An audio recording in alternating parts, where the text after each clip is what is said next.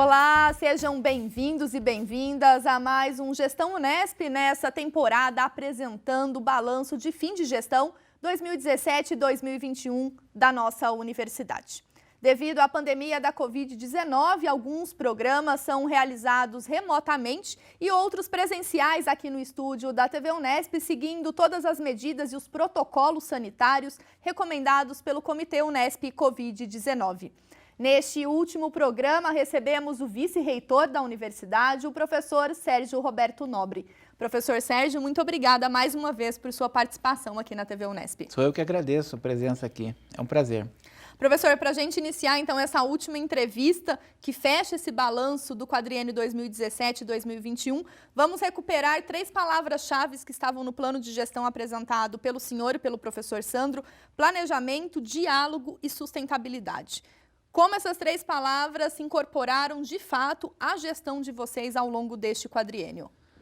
De fato, nós entramos na gestão pensando que a universidade precisava de planejamento, porque o que aconteceu no passado, e também no passado remoto e também no passado recente, é que muitas coisas foram feitas sem planejamentos. E nós principalmente naquilo que diz respeito à parte acadêmica, que é o CEP, que eu sou o presidente ainda e presidi, nós planejamos, fizemos vários planejamentos, fizemos várias tentativas de mudanças estruturais em assuntos que precisavam ser revistos. E fizemos esse planejamento, sim. O diálogo é o que faz parte da política acadêmica. Nós estivemos sempre presentes, conversando, dialogando. No caso específico do CEP, diálogo com os conselheiros, mostrando para eles que nós estávamos ali com intenções de fazer com que a universidade se modernizasse, principalmente no âmbito acadêmico, e fizemos com que isso pudesse ir à frente. Professor, e a sustentabilidade ela entra, né, em diversas dimensões da nossa universidade. Ao longo aqui das entrevistas do Gestão Unesp, né, nesses 4 anos e principalmente agora nesse balanço final, os pró-reitores destacaram, cada um na sua área, né, é óbvio, a dimensão da sustentabilidade. Como o senhor mencionou, enquanto presidente do CEP, diz respeito à sustentabilidade, então, acadêmica.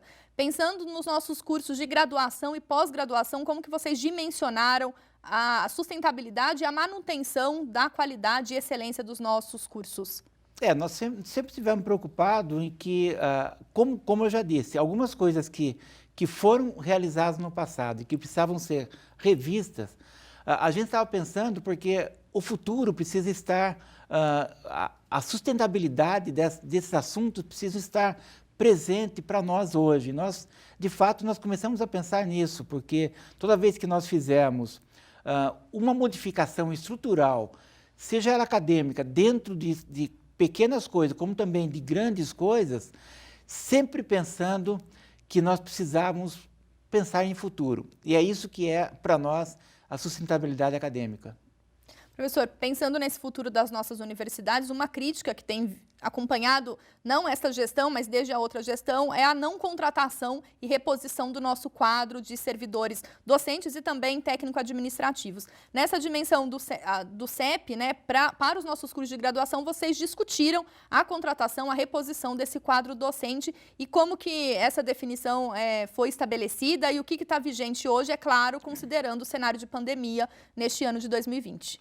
Bom, ligado ao CEP está a CCD, né, que é a Comissão de Contratação Docente, e a CCD é que, na verdade, ela junto com o CEP, é que ela pensou em formas de atualizar a situação dos docentes. Estou falando de docente, a gente não fala de servidor, o servidor é mais ligado ao CAD, mas a situação de futuro para os docentes também, né, porque nós tínhamos um quadro.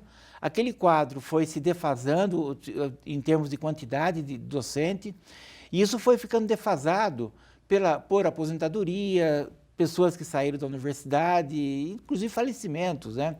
E nós precisávamos readequar a situação docente para as novas modalidades que nós temos hoje, principalmente olhando que nós temos uma situação econômica diferenciada, né?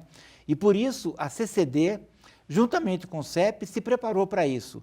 Fizemos uma projeção de novas contratações olhando os cursos e departamentos que necessitavam, principalmente olhando a questão dos cursos, porque a nossa intenção era mostrar que nós precisávamos valorizar os cursos, principalmente os cursos de graduação. E por isso a CCD, juntamente com o CEP, preparou um novo pensar na questão das contratações e saíram da CCD e também da reitoria como um todo, a previsão de 100 novas contratações para o ano, que infelizmente, por conta da pandemia, não foram realizadas. Mas nós esperamos que no próximo ano isso possa voltar a acontecer. Essa contratação ela foi discutida, né, professor? É importante frisar, junto com as unidades, com departamentos, aprovada no Conselho Universitário. Então ela já está encaminhada e estava em vias de ser realizada e foi suspenso por conta da pandemia. Exatamente, sem dúvida, é isso. Professor, outro aspecto relevante desses últimos 4 anos, a Unesp ela cumpriu o seu programa de inclusão, tendo 50% das vagas de todos os cursos de graduação destinados a alunos que vêm da rede pública de ensino. Gostaria de saber o impacto disso para a nossa universidade, o que representa essa dimensão da inclusão e, em paralelo, às atividades de permanência estudantil. Bom, nós estamos agora, o Brasil como um todo, a Unesp são 5 anos, um pouco mais agora de 5 anos, mas o Brasil como um todo está comemorando 20 anos de inclusão nas universidades, que começou na Universidade Estadual do Rio de Janeiro, Universidade da Bahia, e nós estamos comemorando esses 20 anos. É de extrema importância nós pensarmos nesse processo de inclusão, não só a inclusão dos pretos, pardos e índios, mas também a inclusão daqueles que são oriundos das classes menos favorecidas economicamente. E claro que são os oriundos das escolas públicas no mundo atual, na atual situação do Brasil. A Unesp se preocupou com isso, a Unesp nós conseguimos nesses últimos anos, principalmente na nossa gestão, fazer com que todo aluno que demonstrasse necessidade de um apoio institucional, todo aluno recebeu. Nós não temos nenhum caso de um aluno que não recebeu aquele apoio da instituição. Com relação à inclusão também, e aí analisando os pretos, pardos e índios, nós passamos por um processo que nós tivemos que aperfeiçoar isso, porque a autodeclaração, em alguns casos, infelizmente, ela não se mostrava eficiente. Nós tivemos que criar uma comissão de averiguação, e essa comissão funcionou muito bem, né? Inclusive mostrando que só a autodeclaração não é possível. Nós precisamos também ter um mecanismo diferenciado para analisar e poder garantir a vaga daqueles que, de fato, necessitam. Professor, referente a essa dimensão do nosso vestibular, dos ingressantes em 2020, para o vestibular 2020, a Unesp ela aprovou entradas alternativas, ingressos alternativos, via Olimpíadas e também exclusivamente a nota do Enem para as vagas remanescentes. Qual que é o balanço que a gente pode fazer dessa atividade agora para 2020 e o planejamento que já está, né, para o vestibular Unesp 2021? São duas características interessantes. Primeiro, as Olimpíadas. Bom, primeiro que a gente tem que considerar que seria de extrema importância e gratificante nós recebermos alunos medalhistas das Olimpíadas. Por isso, o que aconteceu? Foram criadas vagas extras. Né? Não estamos tirando vaga do montante, nós estamos criando vagas extras para poder colocar, para que o aluno possa entrar no curso de seu interesse. Né? E, claro, para nós, eu vou falar eu como matemático, eu fico gratificado em saber que eu tenho um aluno medalhista numa Olimpíada tipo OBMEP, ou então Olimpíada de Matemática e muitas vezes internacional. Já tivemos alunos lá em Rio Claro, medalhista, né, que optaram por estudar na nossa instituição. Com relação ao Enem, é um estudo ainda. Claro que isso, a Prograde ela precisa aperfeiçoar, porque o que aconteceu é que nós não estamos adotando o Enem para as vagas em geral, mas somente para as vagas remanescentes. E ainda, claro, o primeiro ensaio sobre isso funcionou. Nós precisamos aprimorar e verificar como vai ser. E, claro, a Prograde, eu tenho certeza que a pró-reitora de graduação poderá contar um pouco mais sobre isso, mas a Prograde está olhando para aperfeiçoar esse ingresso via Enem. Professor, esse diálogo entre as pró-reitorias, né, retomando a palavra diálogo, retomando a sua fala em relação à pró-reitoria de graduação, também foi um marco, né, de pensar essa gestão intersetorial, e o professor Sandro já falou sobre isso aqui nesse balanço final do Gestão Unesp. Em que medida aliar a graduação e pós-graduação foi positiva, ainda mais pensando o programa que vocês instituíram, né, o Programa de Aperfeiçoamento e Apoio à Docência do Ensino Superior, o PAADES? De extrema importância. Desde o início, nas primeiras reuniões do CEP, nós já ouvíamos de conselheiros na verdade, uma preocupação deles, porque eles tinham profissionais formados, né, na verdade, doutores já formados, de extrema competência científica, mas que, no entanto, não tinham experiência acadêmica. E, muitas vezes, eles iam prestar um concurso, eles tiravam as melhores notas nas provas de conteúdo, no entanto, eles não eram aprovados nas provas didáticas, né? Então, essa preocupação eles trouxeram para nós. E por isso nós reunimos a Prograde e a ProPG para pensar no modelo, e aí foi criado o PAADES, né? O PAADES é uma forma de fazer com que o aluno que está atuando na pós-graduação, tanto em nível de mestrado como em nível de doutorado, em diferentes setores, ele possa também ter a sua experiência, porque o aluno de licenciatura ele tem a prática de ensino, ele atua como monitor, às vezes, em escolas, mas o aluno de bacharelado, ele não tem essa experiência. Então, foi de grande importância e nós vimos que é um resultado positivo. Foi muito bom ter implantado o PAADES. E pensando na pesquisa e na extensão e cultura da nossa universidade, o que a gente consegue destacar, professor, a partir da atuação do CEP ao longo desses 4 anos? Bom, o grande marco, nós criamos um ramo a mais dentro da Pró-Reitoria de Extensão, que foi a cultura, né? Colocamos a cultura em destaque. Isso é de grande importância, de extrema importância, porque a gente não pode pensar em universidade sem analisar a cultura que está presente, a cultura em todos os níveis, cultura no meio acadêmico e a cultura por si própria, a cultura como forma de apresentação e de elaboração de formas culturais. Isso é de grande importância. E a gente sabe, eu fui diretor de unidade e na minha época nós promovíamos eventos culturais. E quem participava desses eventos? Servidores técnicos administrativos, um deles era poeta, outro era escultor, outro era pintor, outro era cantor, né? Professores que gostam de cantar, que tocam instrumento. Isso é de grande importância porque isso mostra que a academia não está restrita somente ao conhecimento técnico-científico. Ela é uma visão holística de tudo, né? E uma coisa apoia a outra. Então, a extensão, ela ganhou muito com isso, ganhou muito com a inclusão da cultura nas suas atividades, e a universidade que ganha com isso tudo. E em relação à pesquisa? Bom, a pesquisa, claro, a gente também aprimorou ideias de fazer com que a pesquisa pudesse ganhar patamares diferenciados, né? Um exemplo que aconteceu agora com a pandemia da Covid, né? O que aconteceu? Imediatamente a pesquisa se transformou e se colocou a favor de pesquisar aquilo que poderia ser um apoio àquilo que estava sendo feito no mundo em relação à pandemia. Criamos o Comitê de Pesquisa da Covid-19, que foi de extrema importância, e, claro, tudo isso passa porque nós temos uma visão holística da universidade e, claro, que a pesquisa ela nos ajudou também bastante nesse período.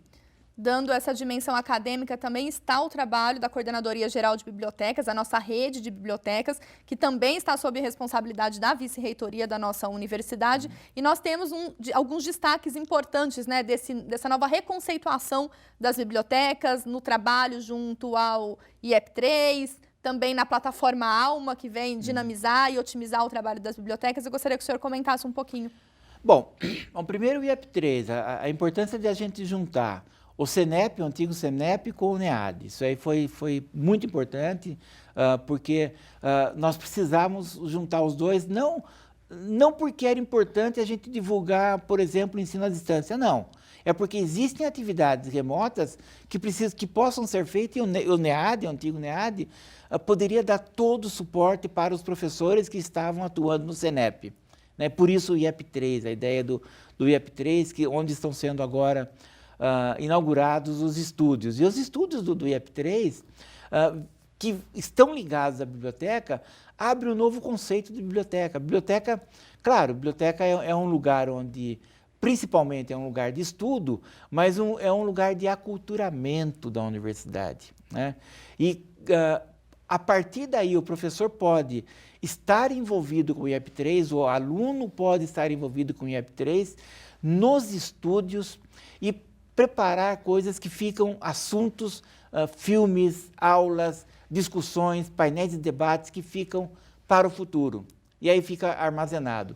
E aí a biblioteca, felizmente, nós conseguimos nesses anos, com uma verba, na verdade uma verba que nós conseguimos retirar do PDI da biblioteca e contratar o serviço Alma, que é uma nova, é uma visão nova de gerenciamento do banco de dados de uma biblioteca. Né? Isso é futuro, isso é muito futuro mesmo. Eu só tenho que agradecer a coordenadora da biblioteca, a Flávia, que ela, de fato, ela trouxe isso, mostrando nós precisamos entrar no futuro de forma efetiva e, por isso, trouxemos o Alma.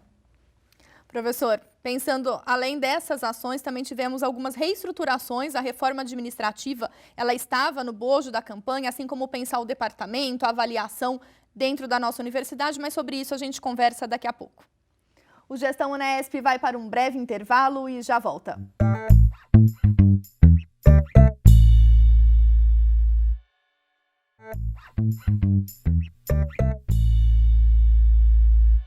O Gestão Unesp está de volta, fazendo balanço das ações da reitoria da universidade no quadriênio 2017-2021.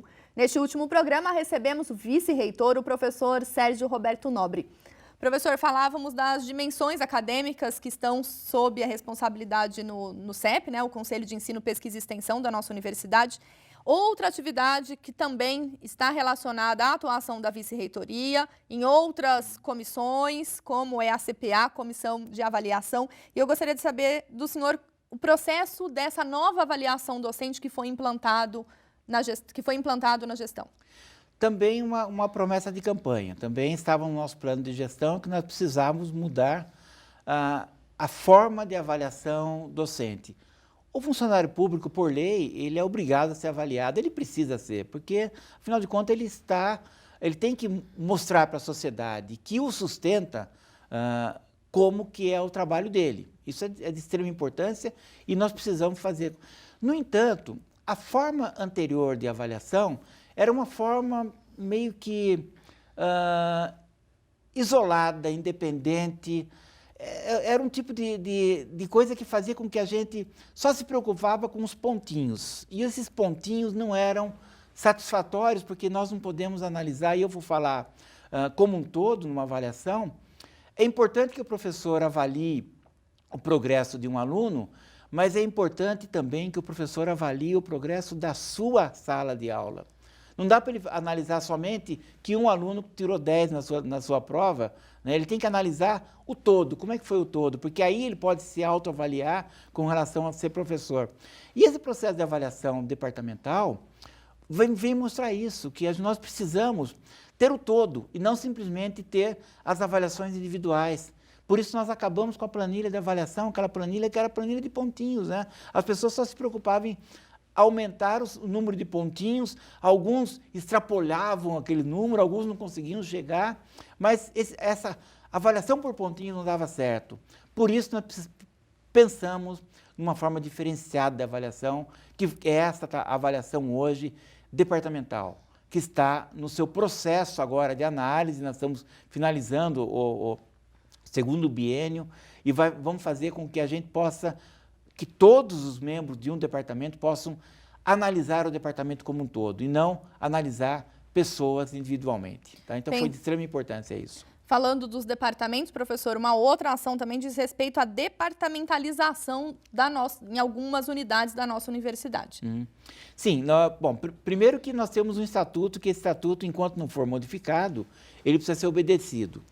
No entanto, desde 2010, nós vimos que esse estatuto deveria ter sido modificado lá em 2010, 2011, e, no entanto, não foi modificado, e muito pelo contrário. As pessoas começaram a sair do departamento, e o departamento começou a ter um número inferior àquele número mínimo que é exigido por estatuto, que é o número 10 docentes, né? Segundo, nós precisávamos começar a pensar que é importante que você aglutine dentro de um único departamento áreas afins, né? Não importa a quantidade de pessoas, desde que obedeça a quantidade mínima, mas que elas estejam trabalhando em um único objetivo, são as áreas afins. E por isso o CEP fez um longo estudo e atuou com relação a fazer uma redepartamentalização na universidade, né? Diminuímos uma quantidade significativa de departamentos e, claro, criamos novos departamentos agora pensando em áreas afins. É claro que tudo isso passa por reanálise posterior, e também fizemos uma coisa que nós precisávamos ter feito, porque as unidades recém-consolidadas, que eram campos experimentais no passado e viraram unidades consolidadas, estavam sem departamentos. Isso também vai contra o estatuto, eles precisavam ter o seu departamento. Então, as unidades recém-consolidadas também ganharam seus departamentos. Uma outra modificação da universidade dialoga com, até então, as unidades auxiliares e as unidades complementares. Na nossa entrevista de início de ano de 2020, nós já apresentamos a distinção, mas o que isso representa, professor, a partir de agora, com as portarias e agora com esse período final de adaptação daquilo, então, que se enquadrava como unidade auxiliar e unidade complementar para o apoio acadêmico às atividades da nossa universidade? Bom, como já foi dito aqui em vezes passadas, nós estávamos trabalhando com isso. Na campanha, o professor Sandro e eu fizemos questão de todas as unidades, todos os campos que nós visitávamos, onde tinha unidade auxiliar ou unidade complementar, de visitar essas unidades. Porque nós queríamos conhecer, tá? E conhecemos, nós verificamos que a diferença era muito grande entre uma unidade auxiliar numa unidade acadêmica e outra unidade auxiliar em outra unidade acadêmica. Era muito grande. Então, a gente sabia que não daria para compará-las, porque elas eram diferentes. E por isso nós precisávamos e fizemos criar uma nova resolução para as unidades, tanto as unidades auxiliares como as unidades complementares.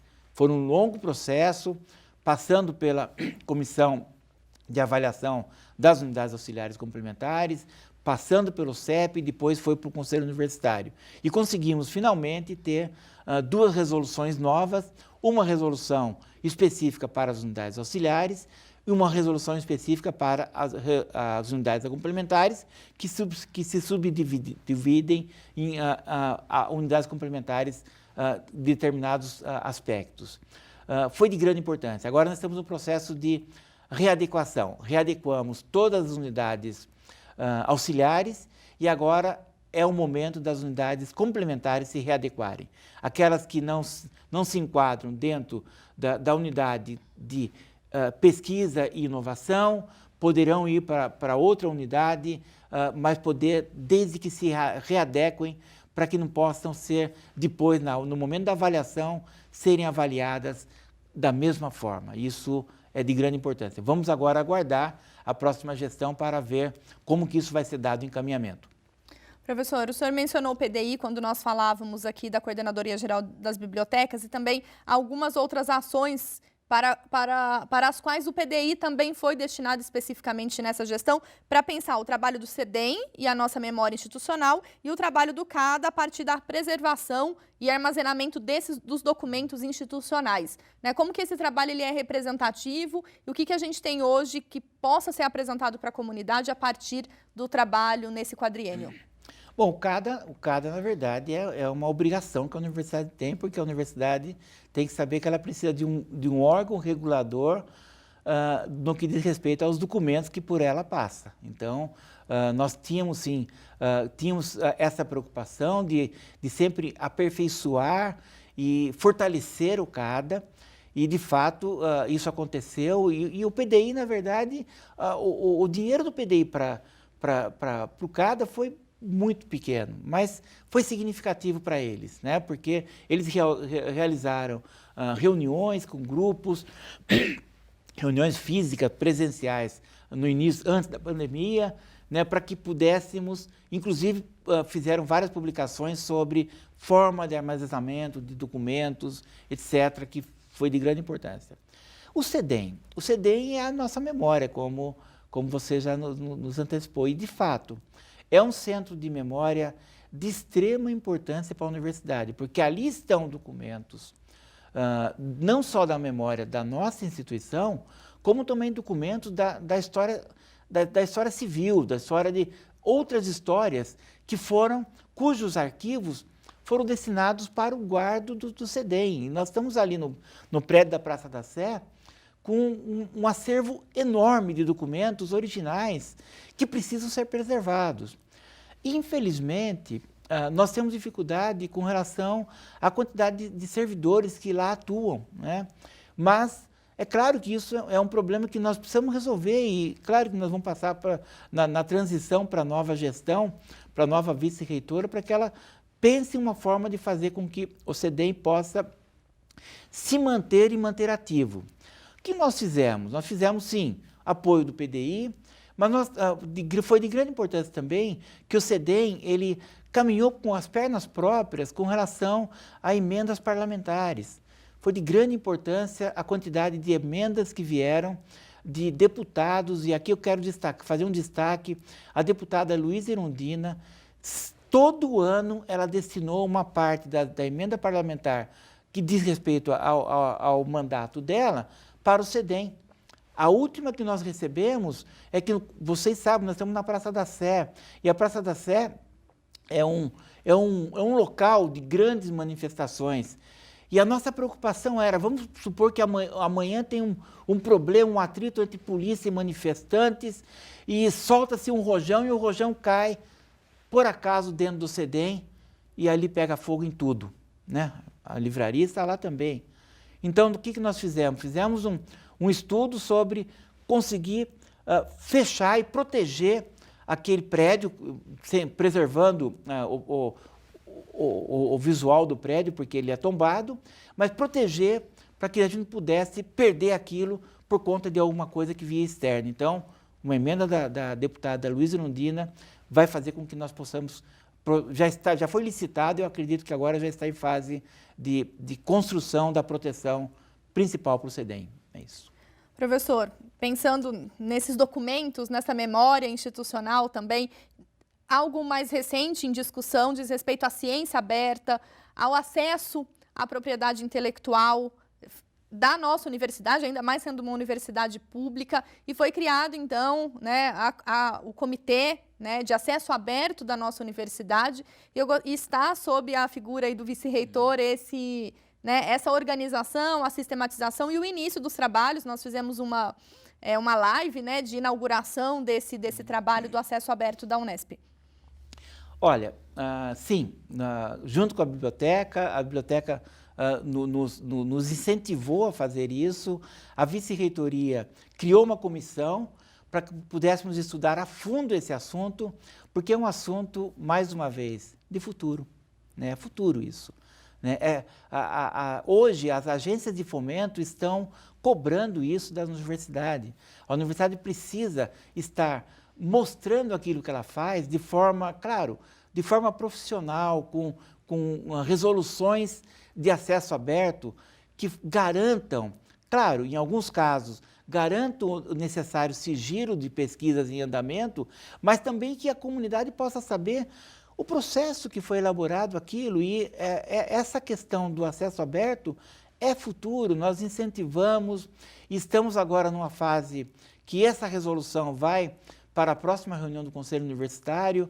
Na discussão no CEP, esse assunto foi unânime, a aceitação foi unânime de todos os conselheiros, e nós esperamos agora que o Conselho Universitário também aprove de forma unânime para que ele possa ser implementado e ser amplamente divulgado.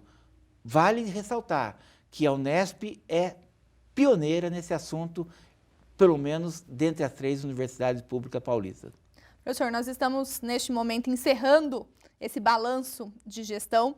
E esse balanço de gestão, acho que é importante frisar a dimensão da transparência. Então, foi criado um portal, editado um livro, e eu gostaria que o senhor falasse um pouquinho, né, sobre esse registro que o senhor, o professor Sandro e toda a equipe gestora está fazendo e deixando aí para a próxima gestão e principalmente para toda a comunidade. A nossa preocupação sempre foi essa, né? A transparência, nunca esconder as coisas que a gente fez, portanto que os conselhos universitários, em todos os conselhos universitários, teve uma apresentação da atual situação econômica da universidade naquele momento, né? Então, o professor Ruggiero apresentava o boletim econômico e nós nos preocupamos com isso. O CEP, mesma coisa, em momento algum a gente fez coisas sem a ampla discussão na universidade. Tentamos fazer um novo PDI com ampla discussão com aberta a todos, recebemos vários comunicados, várias informações, tabulamos tudo, colocamos um novo processo, mas o Conselho Universitário decidiu manter o antigo e prorrogar por mais 2 anos o PDI antigo. Mas, bom, de forma que a gente conseguiria fazer o novo PDI pela transparência com que foi feito. Mas é isso que marcou a nossa gestão. Nós, diria para você, nós não tínhamos intenção de esconder nada, diferentemente que alguns achavam que isso, mas nós não tínhamos intenção disso.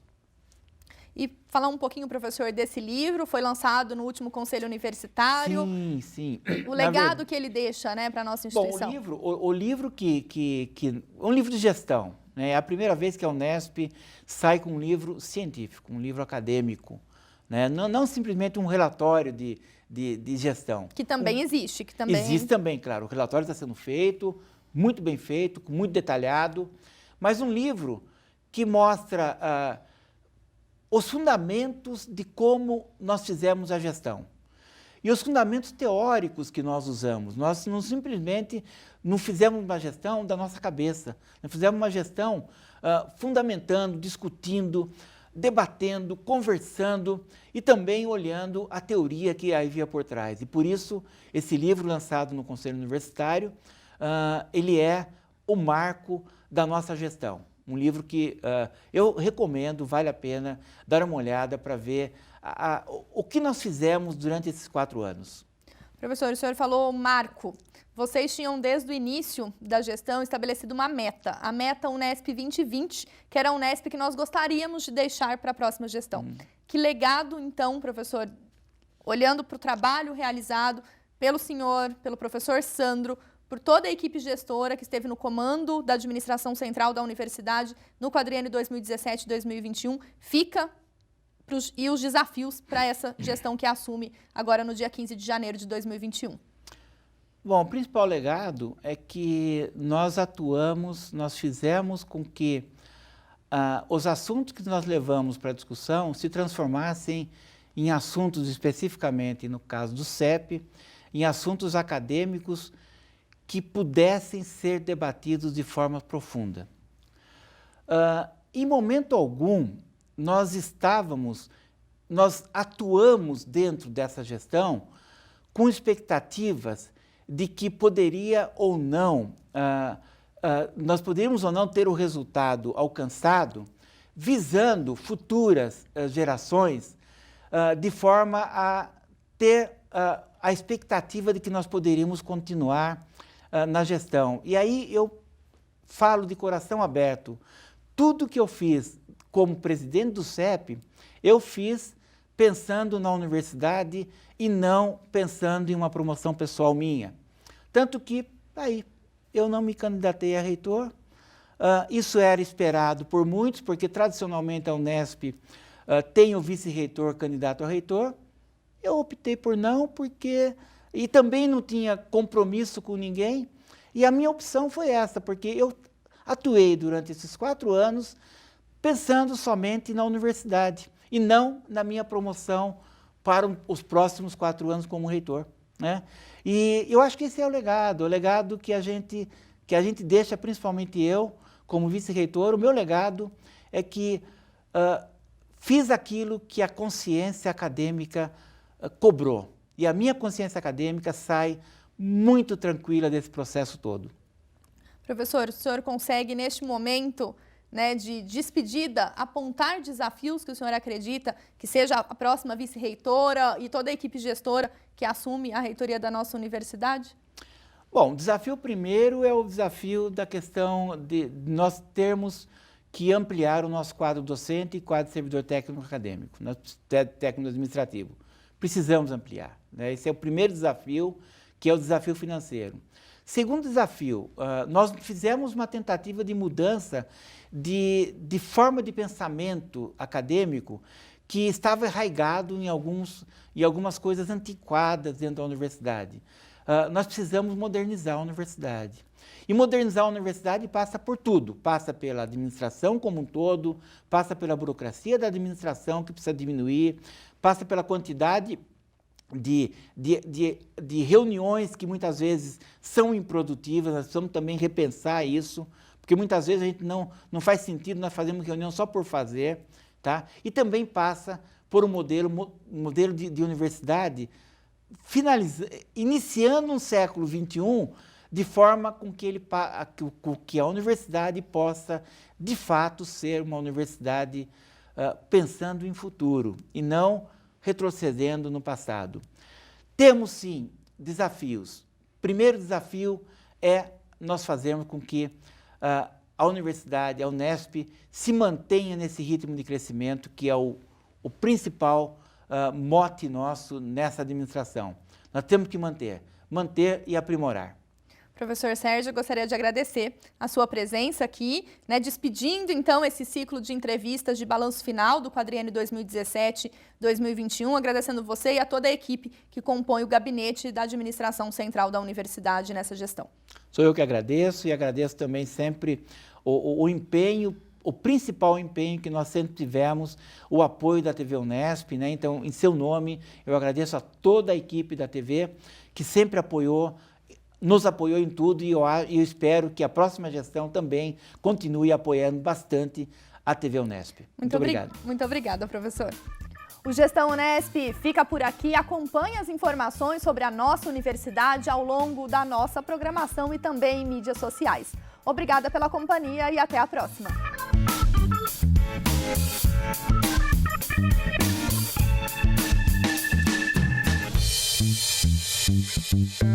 Thank you.